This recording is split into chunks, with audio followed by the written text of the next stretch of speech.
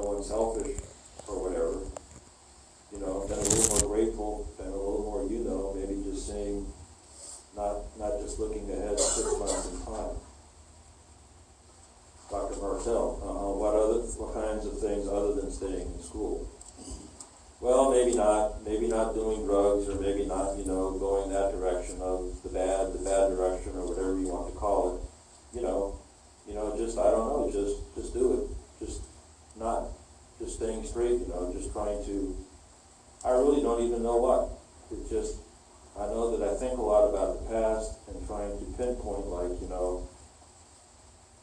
why? Why would you even do that? Why? What the hell's the matter with you? Why are you doing all that? And then finally, Mr. Hadley, I wasn't thinking at the time. I wasn't thinking about that. I wasn't thinking about, 10 years from then. I was like, it's like a month was like the longest thing in my life. He will need to learn to manage his addictive nature, his anger, and how to process it. He will need to learn how to deal with frustration and failure, to develop some self-discipline, confidence, and ambition, to conceive and pursue aspirations. The court is not convinced that a 24-year-old Hadley can do any of those things at this time. It will take years for him to gain and cultivate those attributes, if ever. To learn these traits, Dr. Martell feels that Hadley needs treatment in the form of psychotherapy that he is unlikely to receive in the Department of Corrections. He will need more than pills. Dr. Martell testified that sometimes the aging process itself brings about a decline in violent tendencies. That is an observed tendency, not a certainty. In his opinion, Hadley's treatment should strive to help him become a better person. Open quote, better person. This is all informative of where that treatment should focus, and that is on his violent thoughts, his anger, and how to manage it.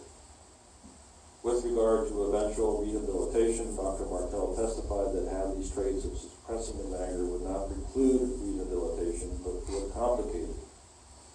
His ultimate prediction as to Hadley's eventual rehabilitation is as follows. It's very difficult to predict, in terms of trying to predict. It would be more likely if he got effective treatment than if he does not. At this point, whether or not he will receive that effective treatment and can be rehabilitated is anyone's guess. Whether he will commit crimes or violent acts in the future are also guesses. It's too soon to tell. Conclusion. Based on a careful consideration of the statutory factors, the relevant case law, and the evidence, the court concludes as follows. Evidence of Hadley's youth, maturity, and mental health are not sufficiently persuasive to mitigate the severity of his crimes. The appropriate sentence for Hadley is life for the murders of his parents. Accordingly, it is hereby ordered and adjudged that Tyler Joseph Hadley's prior adjudication for two first-degree murders remain intact as originally pronounced. It is further ordered and adjudged that Tyler Joseph Hadley be remanded into the custody of the Florida Department of Corrections for the remainder of his life as to both counts, each to run concurrent with the other. Defendant is entitled to 977 days jail credit in addition to all time served and unforfeited gain time, as will be computed by the Florida Department of Corrections. Because Tyler Hadley actually murdered Blake and Mary Jo Hadley, he is entitled to a judicial review of both life sentences at 25 years pursuant to Florida statutes. All previously assessed fees and costs will be reassessed and reduced to a final judgment and lien. If there are additional fees and costs incurred, they will be assessed by separate order upon proper motion. Mr. Hadley is advised that he has a right to an appeal this judgment and sentence. Pursuant to law, he will have 30 days to file his notice of appeal, and if financially unable to procure appellate representation, appellate counsel will be appointed by the court.